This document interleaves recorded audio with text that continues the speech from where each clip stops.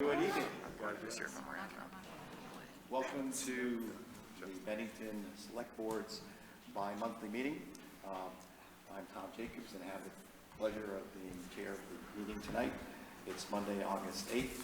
The way these months are going, I almost have to check the calendar hourly, but we're well into August. We're at the Bennington Fire Facility, and now I'm fully wired to talk with everyone tonight. We have an interesting agenda. We normally start that with introductions of the Select Board, and if we could do that again. Donald, would you introduce yourself? Good evening. My name is Donald Campbell. Hello, I'm Jeannie Jenkins. Hi, Michael Keane. Welcome to us on such a beautiful evening. I'm Jim Carroll. Jean Connor. I'm Stuart Hurd, the town manager. And Linda Bermudez, who is going to be reporter tonight, and as ever, she does a great job. Why don't we start with a Pledge of Allegiance? Michael, would you lead us? Certainly. I pledge allegiance to the flag of the United States of America and to the republic for which it stands, one nation, under God, indivisible, with liberty and justice for all. Thank you. We have a consent agenda. We have minutes from the July 25th meeting. They've been circulated as part of the board packet. I'll entertain a motion for the acceptance of those minutes along with the warrants that have been circulated. Are there any questions as to the minutes or the warrants as circulated? Please. I just wanted to clarify, and Linda may have written this completely accurately, but when Rory and Nevin from the AmeriCorps came and spoke to us, I just wanted to clarify why Youth Appreciation Day began. There is every 2 years, the Department of Health and Department of Education put together a youth risk behavior survey and ask middle schoolers and high schoolers a number of questions. And one of the questions that is asked is, do you feel that in your community that you matter to people? And youth in Bennington respond to that question at less positively than Vermonters as a whole. And what they had reported that 39% of 10th graders surveyed agreed that in your community you feel like you matter to people back in 2013. And while that number has increased, it is still below the state average. And so the Youth Appreciation Day actually came out of a sense that we needed to let kids know that they do matter in this community. So I just wanted to clarify that that was the reason that that day came about. Thanks, Jeannie. With that clarification, is the board comfortable with accepting the consent agenda? Okay, a motion? So moved. A second? Second. Having that, are there any more discussion relative to the consent agenda? Hearing none, all in favor of the consent agenda being adopted? Aye. Aye. Thank you. The record will indicate that Justin Corcoran is not with us this evening. So it's 6 in favor and no one voting against it. As is our practice, we have a 15-minute reservation for citizens to come up, identify themselves, and just introduce themselves to the general public. Please try to keep your comments relative to matters that are not on the agenda. And I can see a familiar face. Jeff, could you identify yourself? Yeah, hi, Jeff Grimshaw, proud Bennington resident. And I'm here also with Sam Rustino and with Jeffrey Fortier. We're working on a project. Hi, Sam. Hi, Jeff. Hello. Working on a project that we just want to see if we can get everyone involved with.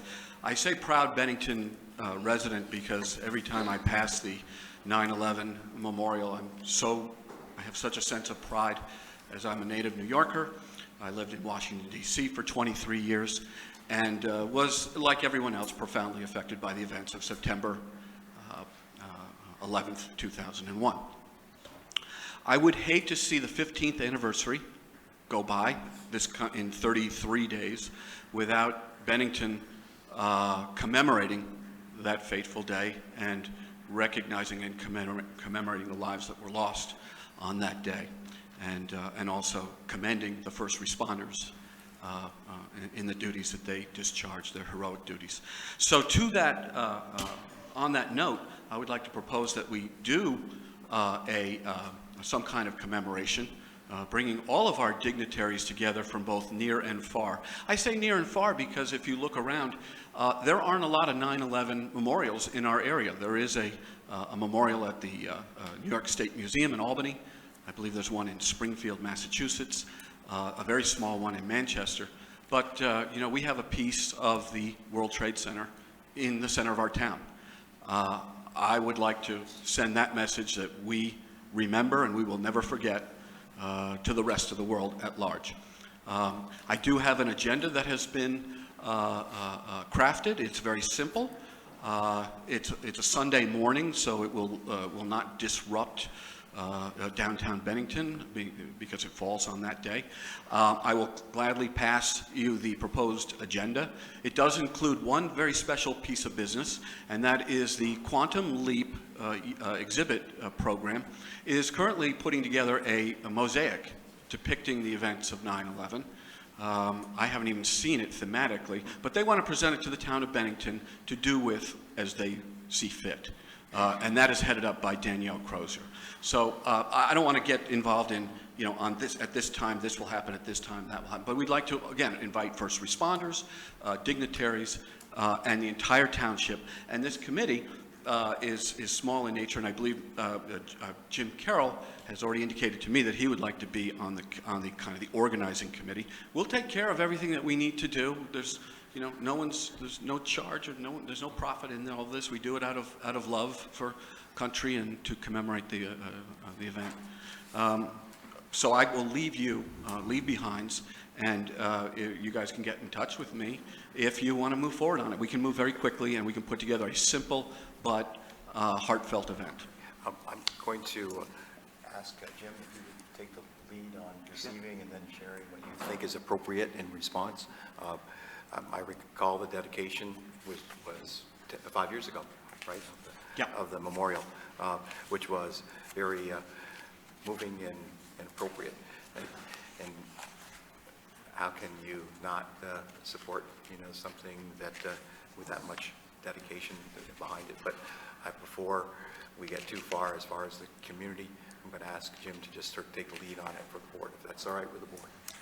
I'd just like to say one thing, Jeff, and that is, you know, given the current political climate, I'd like to see that, and I just want to say this publicly, and I will talk about this at length together, but a reaffirmation of what it means to be an American. We don't build our lives around fear, and that's really what the lesson from September 11th needs to be reinforced and reaffirmed.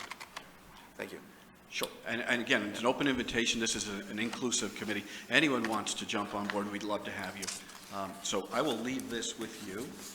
And you can, there's only 4 copies, so That's okay. you're going to have to share. They're not even bound. There's Thanks. 6 pages. So. Okay. Thanks, Jeff. Thank you very much. Appreciate it. Can I be next? Please. I'm Mary Lucicovi. Right, Mary. Today I'm representing the Division for Historic Preservation, the Friends of the Bennington Battle Monument, and the monument itself. And just to add a little note to that, on September 11th, all first responders are free at all the state historic sites. And also, since the monument does represent a memorial, I would be glad to also work on that committee. But I'm here because the monument's 125th anniversary of being open to the public is August 19th. So on the 20th, we're having a monumental birthday party. So I have an invitation for Stuart and all of the select board. You're invited. The town is invited, and I will be distributing these tomorrow to be sure they get on CAT TV and they get out in the public. But come to the birthday party on August 20th, and that's why I'm here. So here's your invitations. Great. Thank you. And there'll be cake, there'll be a monumental birthday. Yeah, I was going to say, no cake, no select board members. That's it. Thank you. Thank you. Thank you. Other folks? Hi. Good evening. Good evening, Jen. My name's Jennifer Kreinen. This is my husband, Ron's Kreinen. Hi there. We own a building at 1001 Main Street, Bennington, and we're here this evening to officially ask the board to consider installing a limited time parking in front of our business on the street. I'm not sure if it's appropriate to ask to say why here, or Sure. if it gets Well, put yeah, onto let's our hear it. agenda. You've got the floor, Okay. and there's So, nothing on the agenda. You're all Just- probably aware that the property directly across the street from us has been approved by the zoning board for transitional housing for the homeless. And we would like to have a time limit on the parking, And where is your address again? 1001 Main Street. The location is. Come on, right Jim, there. Willie's. Burgess I mean, no, Smokehouse. Willie's, The old smokehouse? The old smokehouse, Bakery. yeah. Or the present bakery. yeah. The bakery. Yeah. The, If you're at all familiar with the issues we've had with the parking in the past, then most of you know. how many spaces are there, Jennifer? Originally, there were 4, now there are 3 on the street. Stuart, could you just tell us about the history of the parking in Bennington per se, and something in response to this request? Well, public parking generally along the street, in the downtown so-called area, we have a limit of 2-hour parking, and that is by ordinance. Once you leave the downtown area, there is no set time frame for parking. What's it in defining downtown again? And well, downtown is, we've talked about this before. Yeah. It's The village? It's the designated downtown. That is the boundary. It runs to Valentine Street. To the north, it runs, I think, to River Street. To the south, Hillside. To the west, it's Depot Street and Washington Avenue. So it's a relatively concise space where we have a 2-hour limit, and those are the locations where at one time we had parking meters. And when we pulled the parking meters out, there was a concern that people would be parking for long periods, so we installed a 2-hour limit.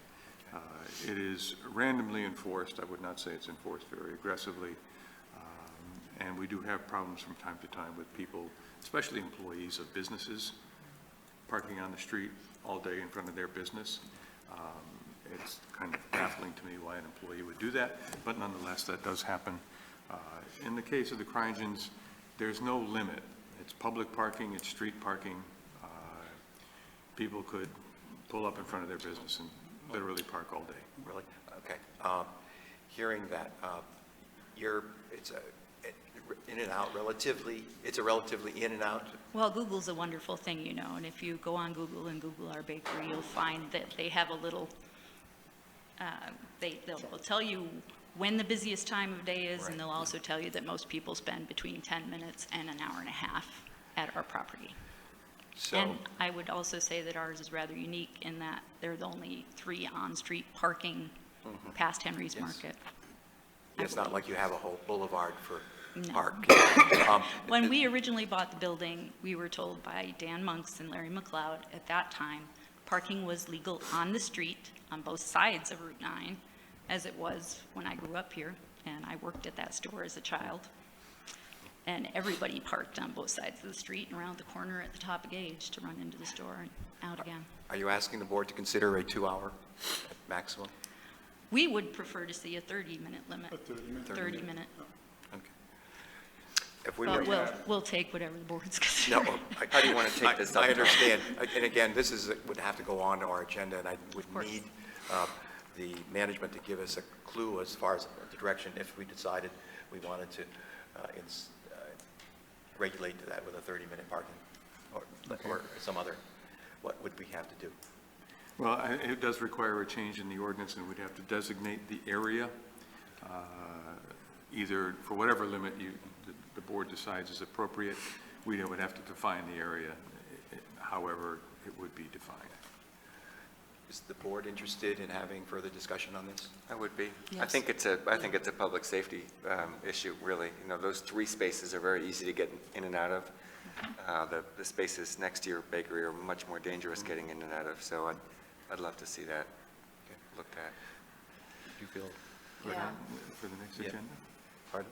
Put it on for the next agenda I then? think we'll do that. That's all right. We're going to Thank put you it on very for the much. next agenda. Yeah. Thank and, you for your time. And we will certainly consider it because this is somewhat unique. I don't want everyone to think that we're going to try to change all the parking throughout the town. But this, as any observer would realize, it's not a situation that exists anywhere but pretty much at that intersection. So, thanks for your time. Can I just get clarification? Is it the south side of the street that you're concerned about, Yes. or the north? South The side, south Main side. Okay, Street. I just want to ride by and know where I'm looking for. Okay. Good. Because there's no parking on the other side of the No, street. not any longer. Not any longer. Okay. I was in there with my wife on Sunday for some very good food. And we sort of dawdled for an hour, but in that time, probably 15 customers came and went, so there's a lot of traffic going in and out of there. And certainly, I think we should give some thought to having a 30-minute limit. Let's put it on the agenda. Thank Thanks you. very much, both of Thank you, you. for taking that time. Other citizens that would like to speak? John Lakakis with the Bennington Airport Development Group. Thought I'd stop by and give you a very, very quick update on what we're doing out there. Thanks, John. So far, we're getting rave reviews on our increased levels of service. It's very promising. We're still pursuing courtesy cars. Stu, anything you could do in that direction would be greatly appreciated. Do you have any update for us on that? We're looking at receiving our new vehicles at the end of August, and then it'll take some time to de-police them and make them ready for normal customer travel. Can you leave the power package in? No. Yeah, just a little silent. In about 2 Nice weeks, engine. I'll be starting formal talks with the schools about setting up airport education programs, so that's something we're looking forward to. We're working on putting together a shuttle bus with the Chamber of Commerce to ferry people around for Garlic Fest. Hopefully that will allow some folks from town to get out there. We'll market Garlic Fest out to the aviation public, and they'll be able to get from the airport to Garlic Fest as well doing that.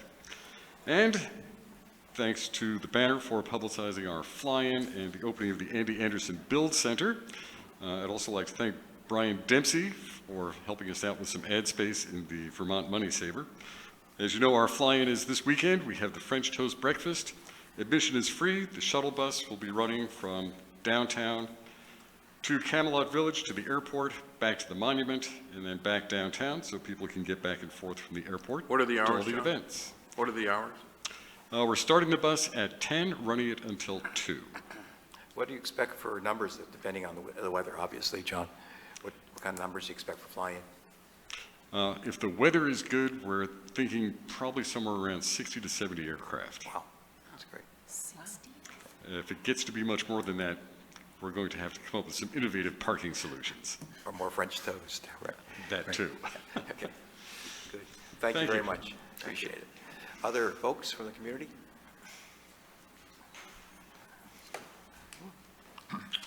Good evening and happy Battle Day weekend. You deserve Battle Day weekend. I have a concern of public safety as well. Go ahead, could you just, you Uh, got to identify yourself again? Oh, I'm Sam Rashida from Bennington, ahead. Vermont, sorry.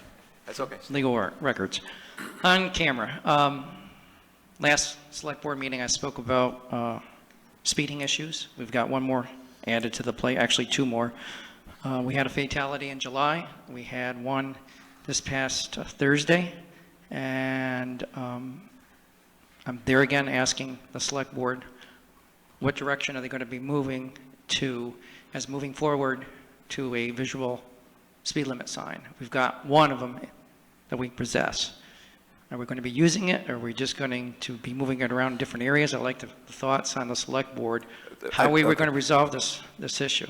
I think it's, it's a very valid concern. We all have that relative to the response. Also through social media, there's another area, and I don't know if it's in the parameters of the town or not, but we all know where the public house is.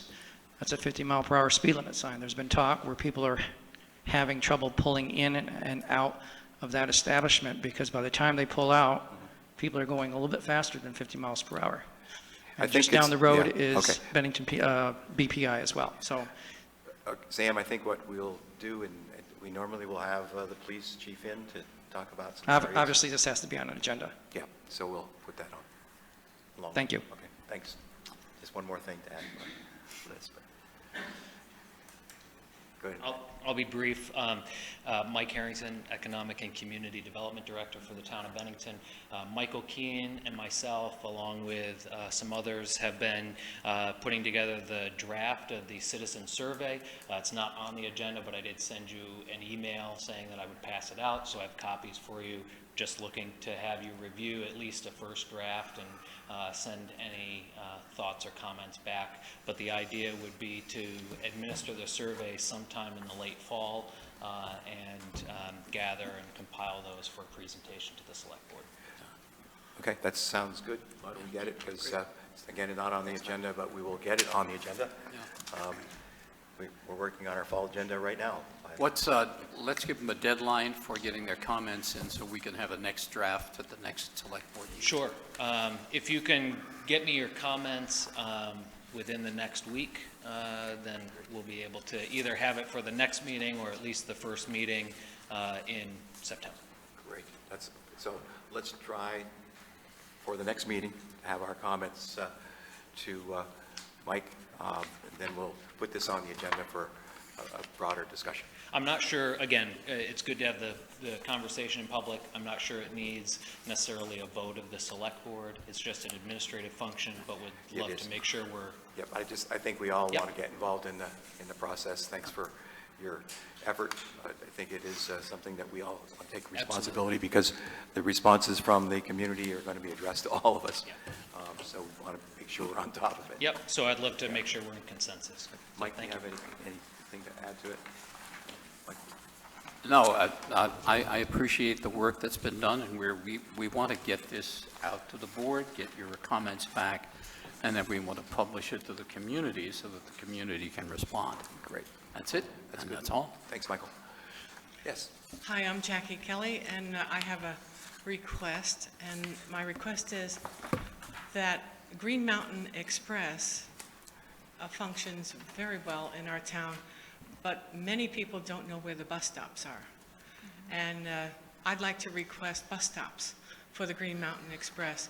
In fact, on Friday, I was sitting with some of our visitors who were crafters during the Arts Fest, and one of them expressed a need that they had to take a vehicle. Well, one of them went early to the fest to show their wares, and then the other one wanted to come later, but they had to hire a taxi to go back and forth. And I said, well, if you were on Northside Drive, you know, I'm sure there was a Green Mountain Express bus that went right there. And they said they didn't know about it, and other people didn't know about it. So I think just simple bus stops. In Wilmington, the movers, they're called the movers, the same vehicles, they do have bus stops there.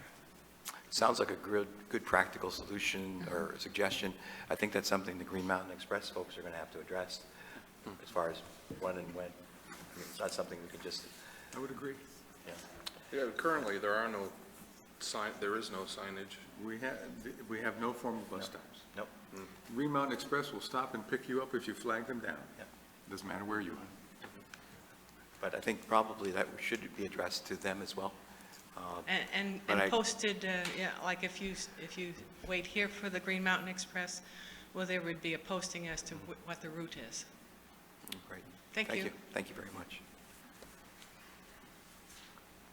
Bill. Good evening. Hi. How's Tom, Mr. Wicks? Long time no see. I know, it's great seeing you. Could you My just? name's Bill Wicks. I'm a farmer on the West End, and I glimpsed something in the paper today, maybe about flag salute. Is that true? No? No, flag salute relative It was to. going to be on your agenda? It's not? No. Okay, nothing coming up about it. If there is, it's not going to be discussed tonight because it's not part of our agenda. Okay, that's all I was here for. Okay. Thanks, gentlemen. Thank you very ladies. much. Appreciate it. We are going to be leaving our citizens' comment period and going to the Article 30, Property Maintenance Ordinance. It's basically something that Mike's probably going to step up to the plate with. You ready to speak to that? Good.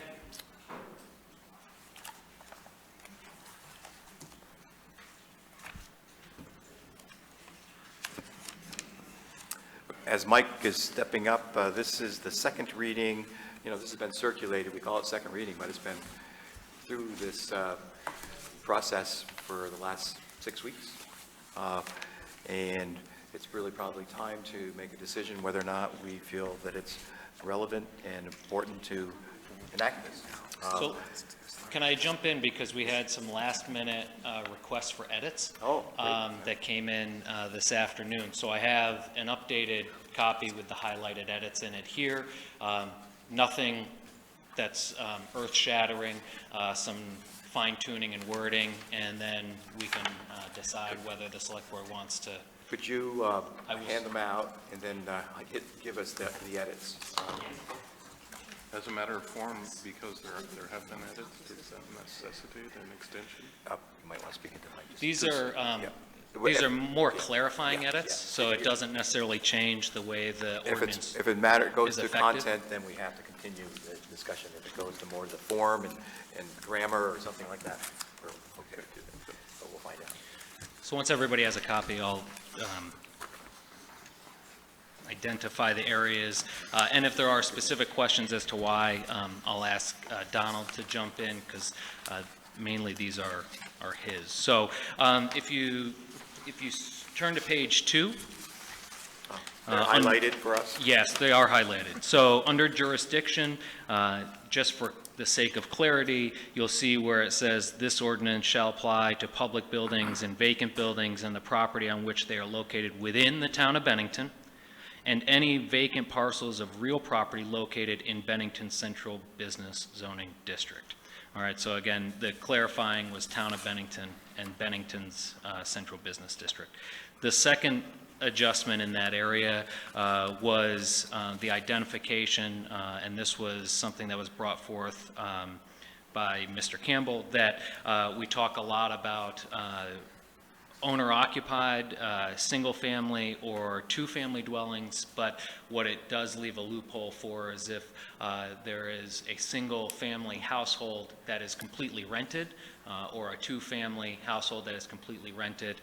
So the way this reads is that this ordinance shall not be applicable to single-family or two-family owner-occupied dwellings that are not vacant buildings, and or the property on which single-family or two-family dwellings are located.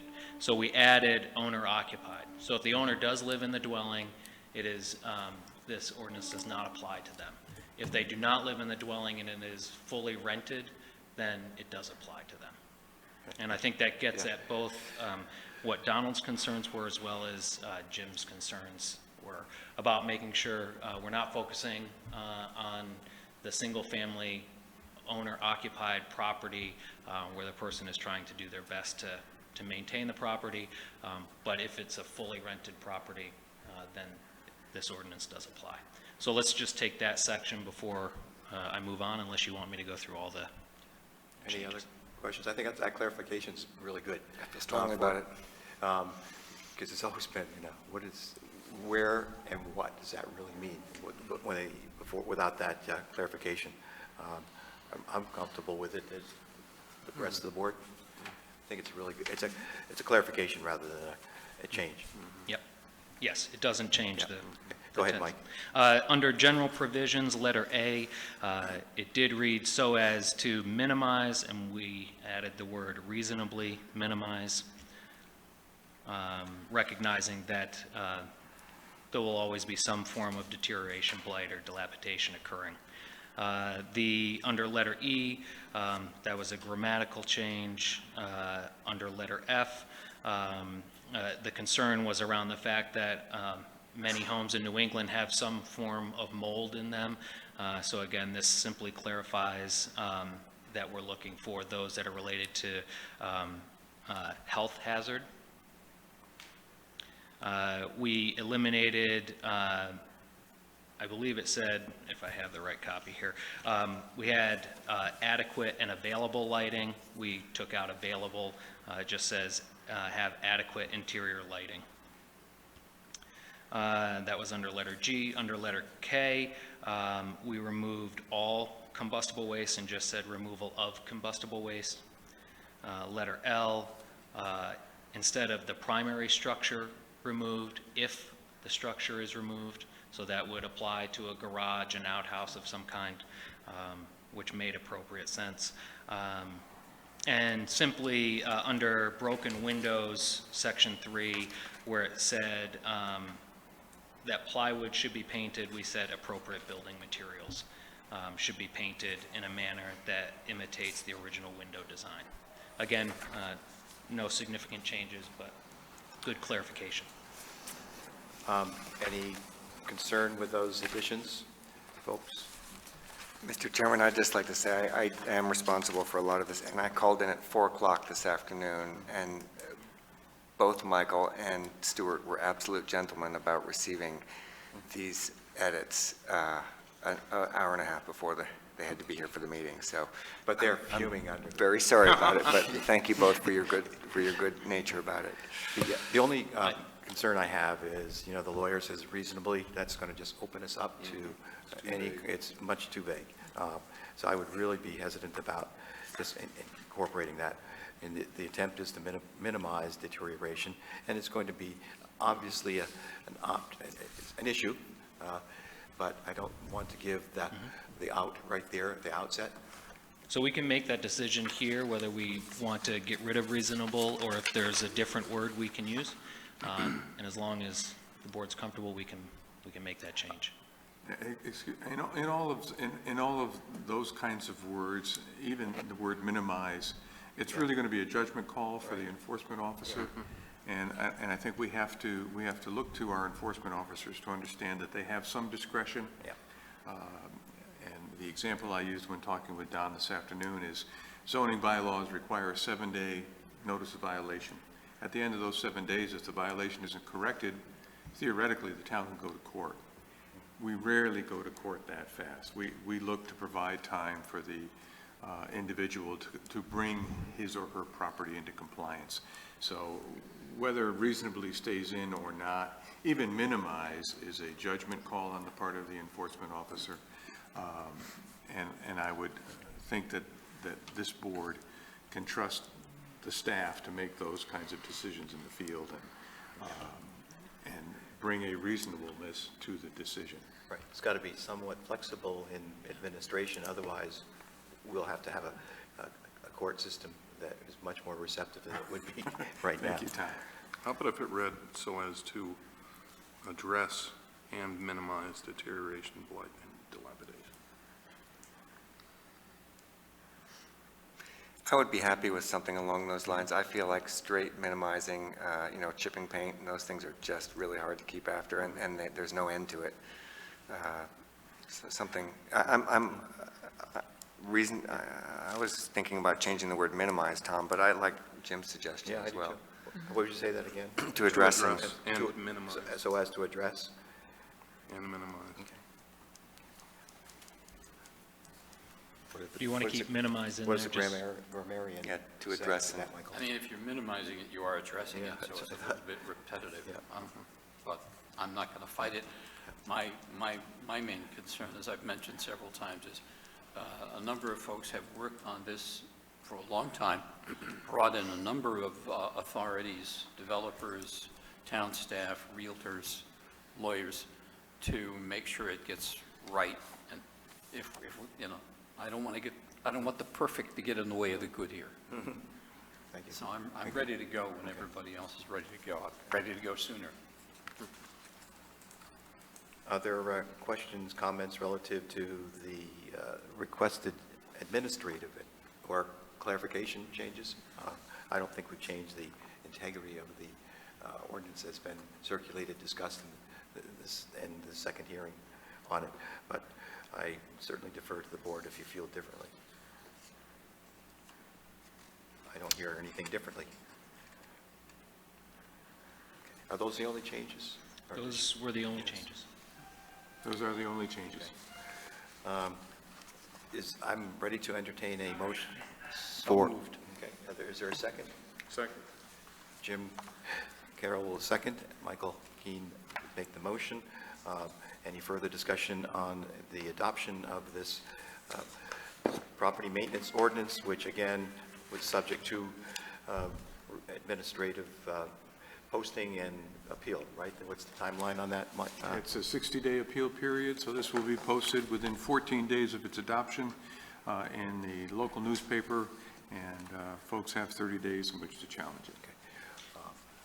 For clarity, did Michael's motion include the wording change?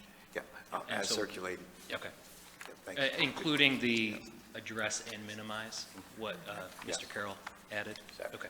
I'm sorry, I accepted That's fine. that in context. All those in favor of adopting the property maintenance ordinance signify by aye. Aye. That is 6 in favor and no objections, no abstentions. It is so passed, and we'll now go through the appeal, posting and appeal period. I'm going to circulate a signature page with the ordinance attached and it being adopted as amended. Thank you. Thank you. Thank you, Michael. You worked hard on that. Has come Thanks, into Mike, yeah. port. Nice work. We will see how things go, like with all ordinances. Next item on the agenda is the Barney Road purchase. We, in our package, got a material offer that has been presented through management for our consideration. Stu, could you take us through that? The state of Vermont, after approached us about purchasing this property for a truck chain-up area, the board was amenable to the sale. The state conducted an appraisal of the property, as they are required to do under law. They are offering to purchase the parcel at $40,000. And the staff has been working with the state to come up with appropriate conditions. So we are, at this point, recommending formal approval of the sale, subject to final approval by town staff, the public parking area easement, and the site plan, including a written commitment to complete all improvements indicated on the site plan prior to June of 2017, including authorization to publish the required public notice, which I have, has been prepared by council. And should you folks vote to approve this sale, this will be posted. The closing cannot take place before 30 days has expired from the date of posting under Vermont law. And so we are prepared to move forward. Dan and I have been working with the individual from the state to make sure, if you look at the plan itself, they do show some parking areas along Barney Road. I believe it's about 6 spaces. We want to ensure the exact location of those spaces are as close to the former right-of-way of Route 9, which is town-owned, as possible, so that we're not creating a space along the midpoint on Barney Road where the public will park and then walk down to the easement. Our goal, obviously, has been to create a walking area that takes you down to the river's edge. This parking will be provided as part of the permit, but we want to be sure of its location. And the closer it is, I think, to the defined walking or pedestrian area, the less impact it's going to have on the view shed for those residents along Barney Road. Is there a notice period that we have relative to this process? There is not. Under the law, it basically says that you must post the notice once the select board has determined that the sale is to go forward. The notice is then posted, and that sets the clock ticking. It's a 30-day time frame. So without your action, we can't post, and everything continues to sit. So we're hoping that you will approve it with the conditions we've noted here tonight.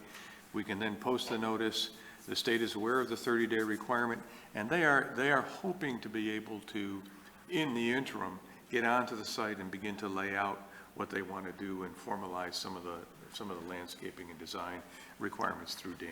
So there'll be some activity there. So we can have a discussion on this. I would entertain a motion to accept the offer subject to the conditions with the proposed purchase price. What was the purchase price again, Stuart? $40,000. Right. Including an easement defining the public parking and access areas, the schematic plan of the proposed chain-up area being consistent with what has been circulated to the board, and agreement with the town to install landscaping the state to install landscaping acceptable to the town. Can I get at least Tom, a motion? I would move that, but I would add also the authorization to publish the required the required notice. And then in addition, I think it would be great, this is really an important part of our parks and recreational infrastructure. So if possible, it would be great to have the proceeds of this go into the Pathways Reserve Fund needed to offset various match if possible. I would mind having that as part of the motion. You want to make the motion inclusive of that? I would like to have Do you that have be part of the enough, Linda, motion. with that? Yeah. Stuart, is that okay with you? Yes, Okay. that is fantastic. So I will need a motion, at least for the discussion purpose. You're making that motion? That's my motion, I yeah. need a second. Second. Jim's made a second. Let's have discussion on it. I'd love to, it's my pleasure to tell you that in the 1940s and 50s, a long-dead cousin of mine rented this property to the town for $1 a year to create a park.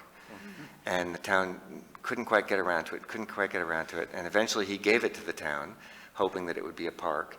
And it went through several other ownership transitions, and now, or other iterations, and now we're finally getting around to creating a park here. So it really pleases me that this is coming around after 70 years, 80 years of hoping it would happen. And for more than $1. And for more than $1. And also adding to our pathway. That's right, yeah. Funds. So that was Roy Shields, as in Shields Drive. Who was it again? Roy Shields was the fellow who gave it to the town originally, yeah. That's great. Well, thanks for Mr. Shields. Yes. Jeannie, did you have anything No, you'd like? it's a great Michael? idea. Happy to have it resolved. Yes. I just don't know what a truck chain up. What is it? I'm just curious. Well, in some winters, Sounds like bondage.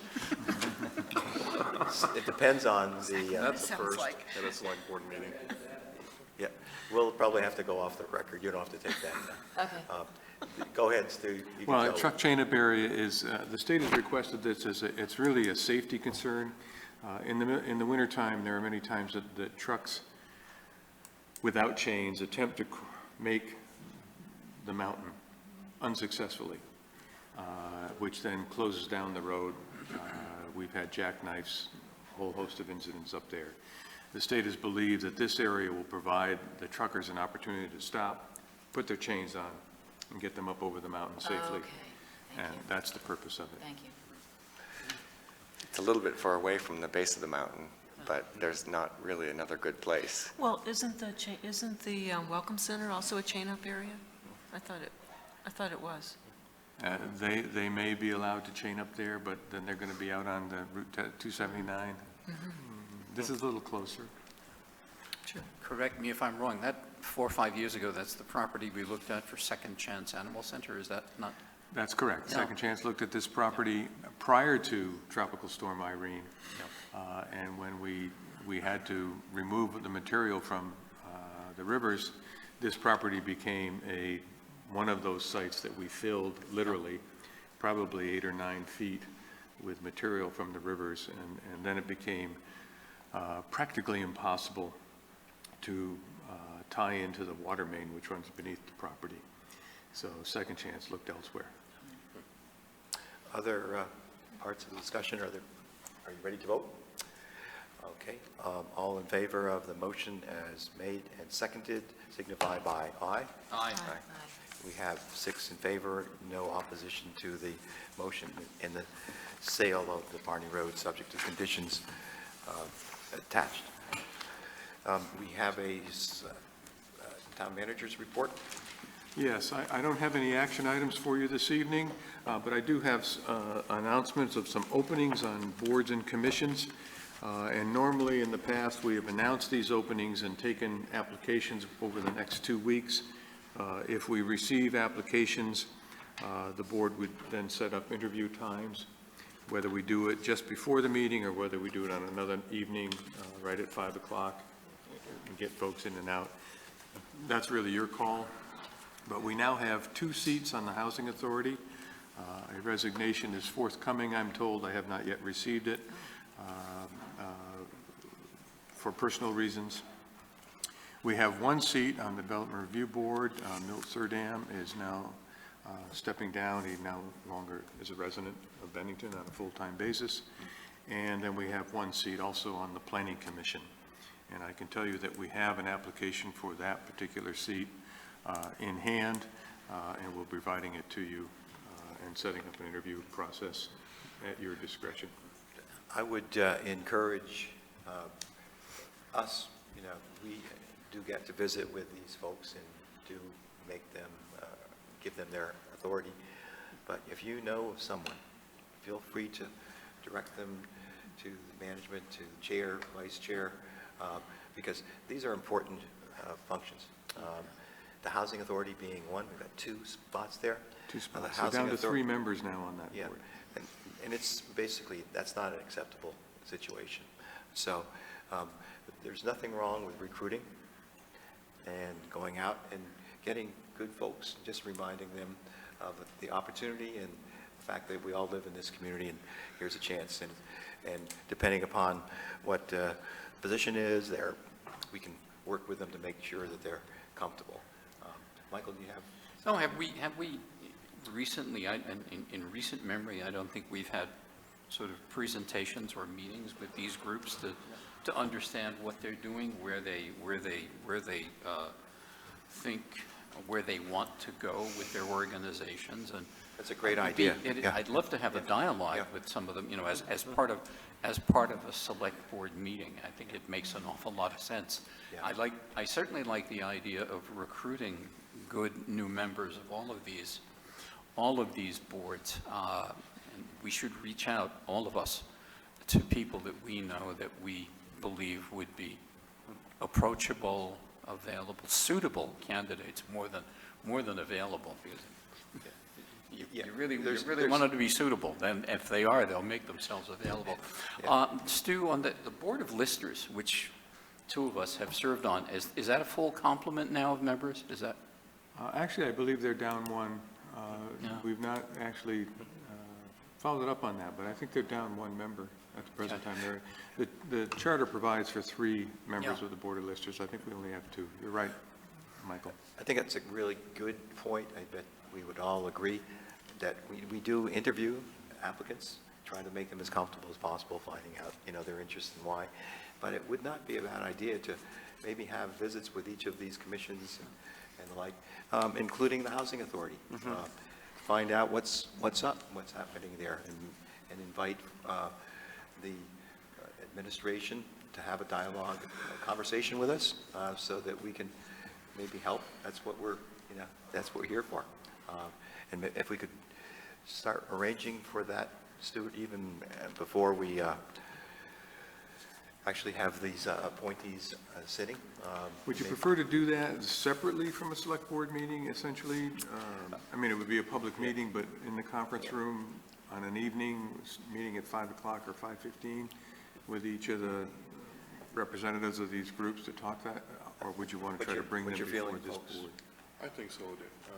I think it's intimidating enough to come before the public and, for us to It would still have to be somewhat of a public meeting. Well, yeah, the minutes would be It would be a public meeting. However, I mean, it feels like the Housing Authority is a little different than DRB and the Planning Commission. I mean, I would love for the Housing. Let's do this. I'd like to meet in the middle on this. Housing Authority, let's invite them in for a discussion.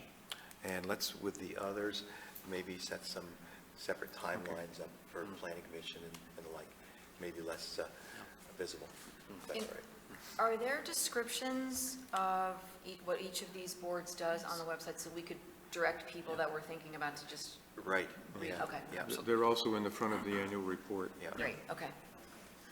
Tom, Because you wanna I'm help? thinking people might not understand exactly what these. Jobs are? Mhm. Yeah. Yeah. Go ahead. You know, I don't know if the Oral Health Commission is reporting to you regularly, but it'd be interesting to know what they're working on now, too. It's a really good point, because under the terms of the commission, they are supposed to report to us on a routine basis. I think it's at least quarterly, or is it quarterly? Okay. Maybe that's too frequent. And I know but- there are plans in the works. Okay, uh, okay. To come and Okay. talk about some of the things that we've been talking about. Okay. Good, good. And just one last comment on the PFOA situation. I indicated in my report that we were starting to see some additional contamination in wells outside of the area that had been identified. That has been confirmed, although people are still waiting for test results. We have sent out notices or letters to the folks all the way along the southern part of Chapel Road to see if they in fact are interested in connecting should their wells test positive. We've had a couple of hits, some lower than the 20 parts per trillion, some less than 100, but they're just enough in there that the state will be looking to continue their testing in that region.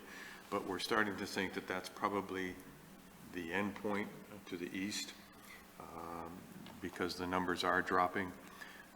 Of the 439 plus letters we've sent out, we've had responses from approximately 170 folks. So I'd encourage you folks out there, if you've gotten a letter from us, please fill out the postcard, return it to us, and please remember to include your return address.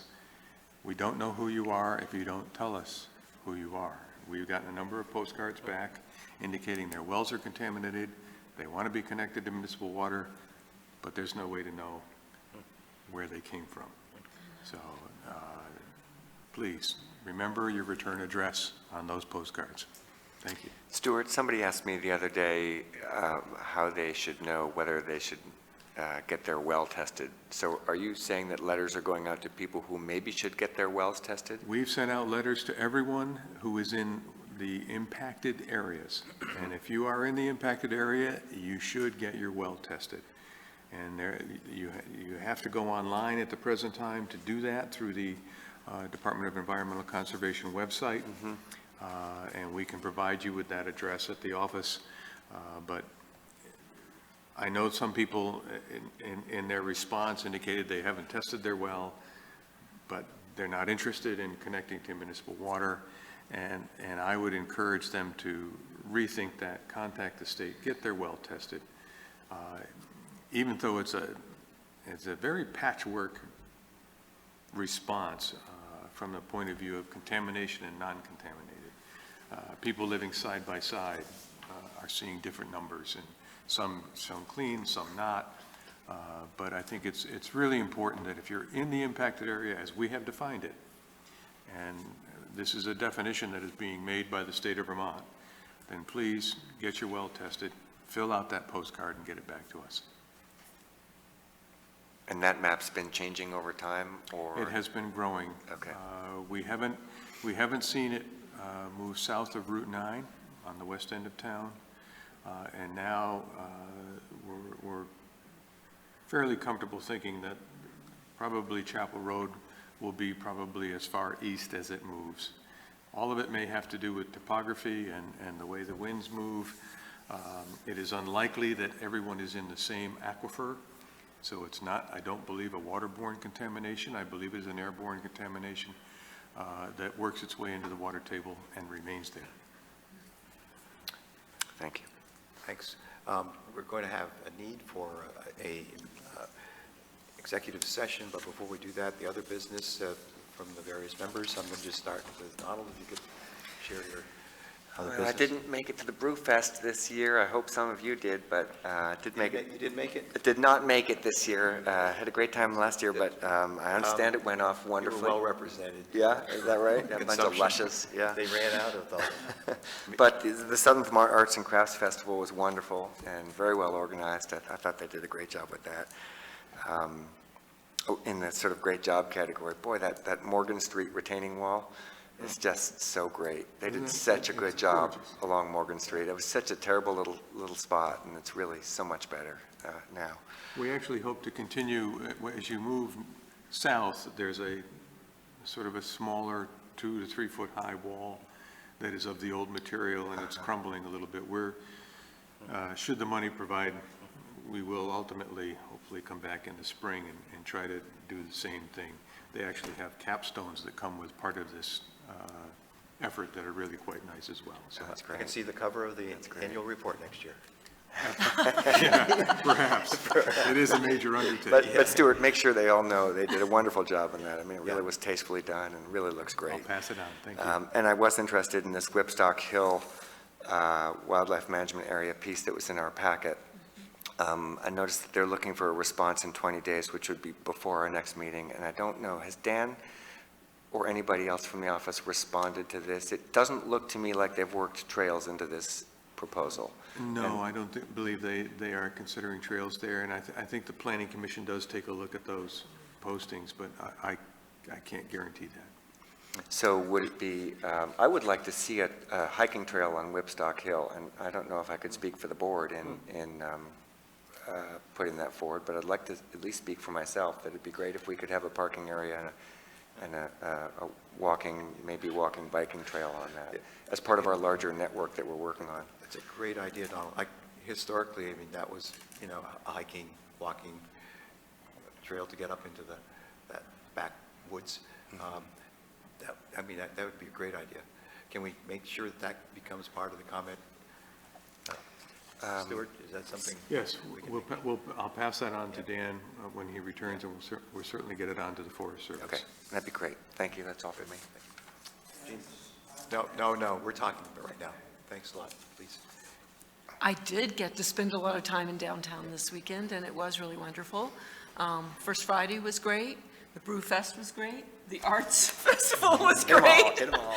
The museum tattoo show was great, and the artist opening was great. It was really a wonderful, wonderful weekend with lots of excited people in town. So, thank you very much. I'm going to echo everything Jeannie said. Absolutely, it was a great weekend. Bennington was kicking it this weekend, absolutely. In addition to that, I'd like to remind people, if you have not already voted early, tomorrow is primary day. Polls are open at 7 o'clock. They're in this building, and they're up in the old railroad station up in North Bennington. So please come out and vote. If you don't vote, you can't complain. That doesn't mean there won't be any complaints. Yeah, I know, but anyway. But you can't. Yeah.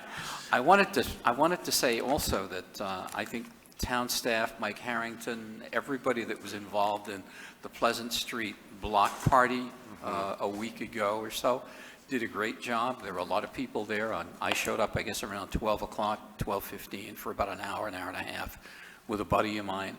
A lot of good people, a lot of nice food, a lot of people having a good time in perfect weather. So thank you, all of you, for having done that. I'm nuts about the roundabout. When that's finished, I'm going to drive around. I love roundabouts. I'm just going around and around in that thing. It is such a great thing. I'm glad to see it. There's a spur that goes up to the Welcome Center. You probably haven't seen Yeah. No, don't worry. I'll fight it.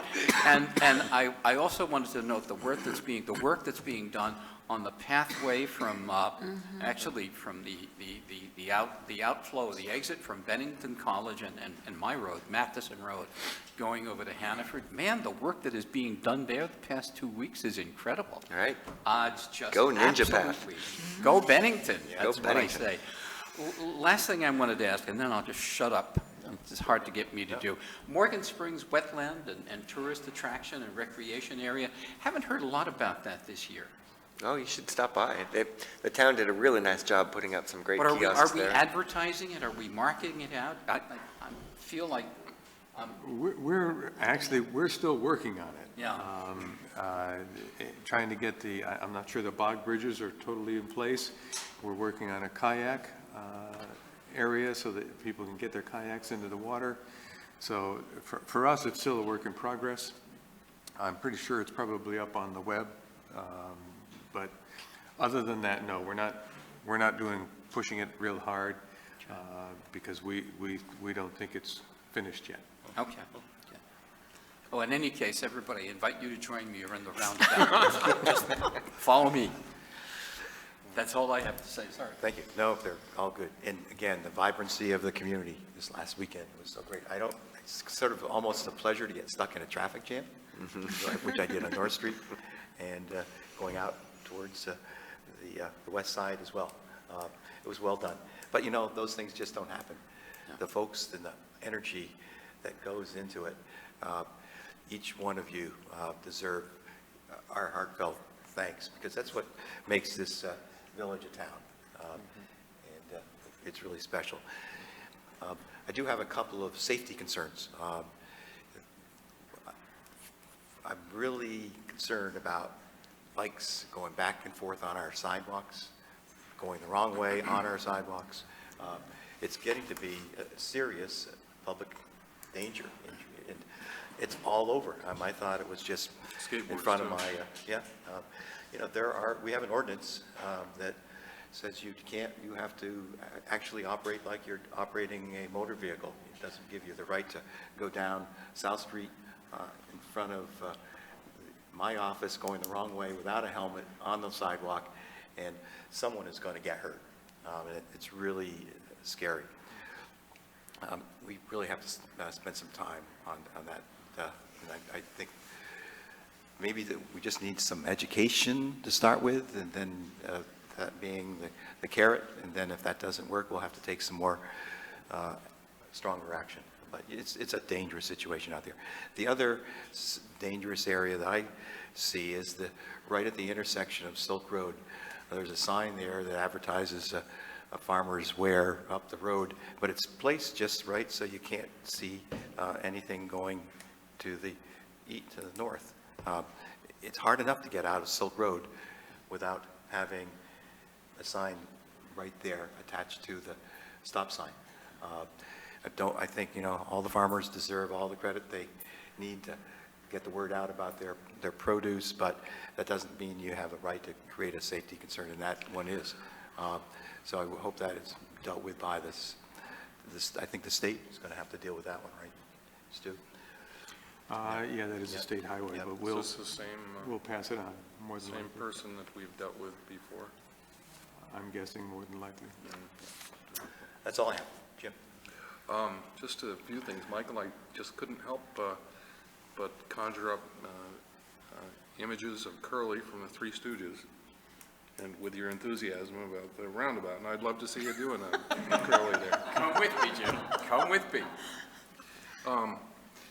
Stu, there's a new Habitat for Humanity on Branch Street, is that Yes, that's correct. Do you know how many dwellings? 6, I believe. 6.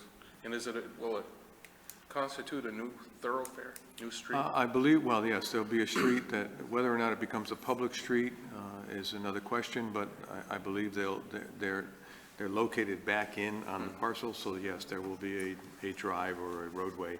And would it be currently, would it be privately owned? I don't know what their plans are.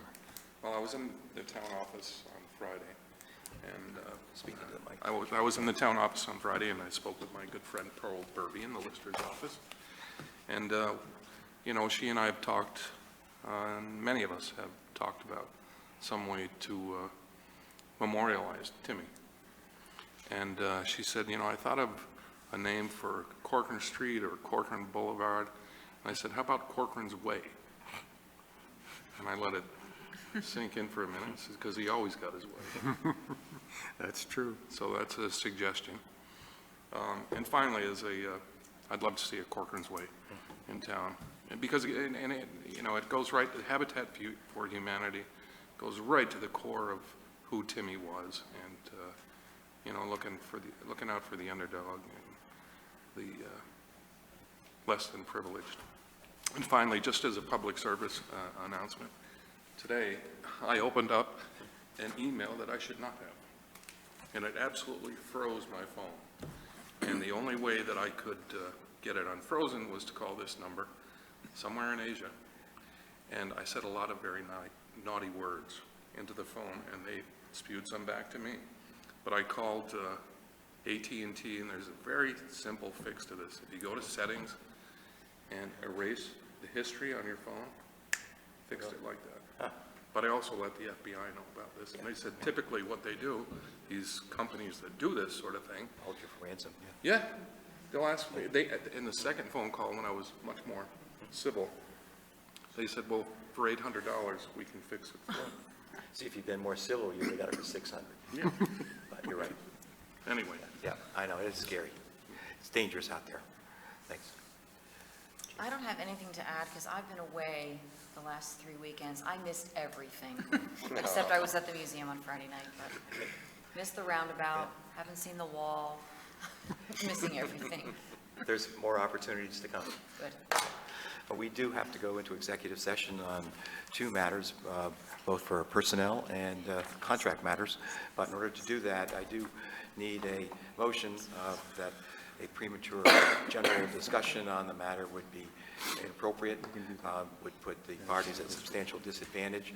And if you would make that motion, I'll entertain it. I'll move the motion. I'll move that on the grounds that you have stated. Okay. Second? We will move in that case. All in favor? Aye. Aye. That's 6 in favor. We will now go into executive session, and we'll come out afterwards to adjourn the meeting.